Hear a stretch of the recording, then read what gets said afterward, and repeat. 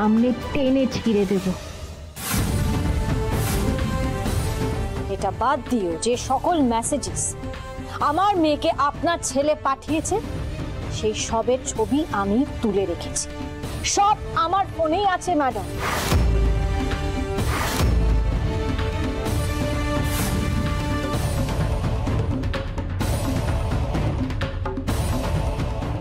কি হলো মা? আমি ওই ভিডিওটা ডিলিট করছিলাম, তুমি ফোনটা নিয়ে নিলে কেন? এগুলো ডিলিট করা যাবে না।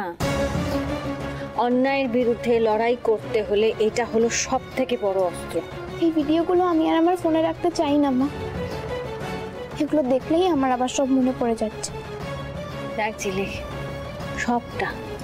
সবটা ডিলিট করে দিবি, কিন্তু তার আগে এই যে ভিডিও, ছবি, তারপর ওই যে তোদের কি বলে চ্যাট, ওইগুলো সমস্ত একটা ছবি আমার ফোনে আমি রেখে দেবো, হ্যাঁ, প্রমাণ হিসাবে। তারপর তোর যা যা ডিলিট করার ইচ্ছা হয় তুই সেটা করে দিস, কেমন?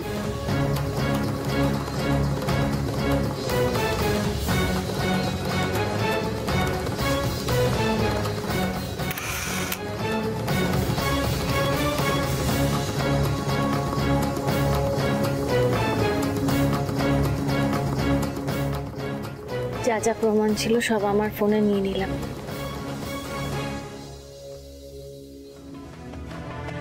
হে জগন্নাথ দেব, তুমি কি দেখতে পাচ্ছ জীবন কেমন আমাকে বদলে দিল?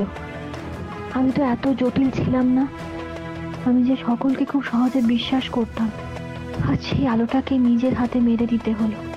বললে যে আমি আমার মেয়েটাকে রক্ষা করতে পারবো না। ঝিলিক,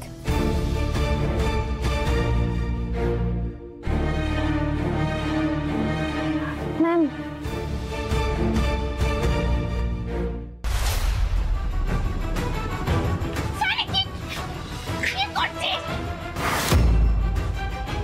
তার মানে মেহুলি আমাকে মিথ্যে কথা বললো?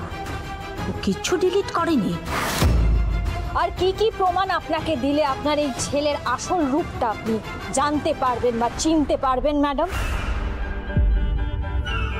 মিসেস সিংহ রায়, আপনি বোধহয় জানেন না যে শুধু ভিডিওতে কিচ্ছু প্রমাণ হয় না, কারণ কে কোন পরিস্থিতিতে কাকে কিভাবে ভিডিও করতে বাধ্য করেছে এটা কিন্তু এখনো প্রমাণ হয়নি। আর আপনি কিন্তু খুব ভালো করে জানেন যে সেদিন আপনার মেয়েকে কিন্তু আমার ছেলে কোনোভাবে জোর করে বেড়াতে নিয়ে যায়নি। আপনার মেয়ে স্বেচ্ছায় আমার ছেলের সাথে গেছিল। বয়সটা খুব খারাপ কিনা, দুজনেই তো উঠতি বয়সে। তো একটা উঠতি বয়সের মেয়ে যখন কোনো ছেলেকে প্রলোভন দেখায় তখন সে বিপথে যেতে বাধ্য হয় মিসেস সিংহ রায়, আর এখানেও ঠিক তাই হয়েছে। না মিসেস চ্যাটার্জি,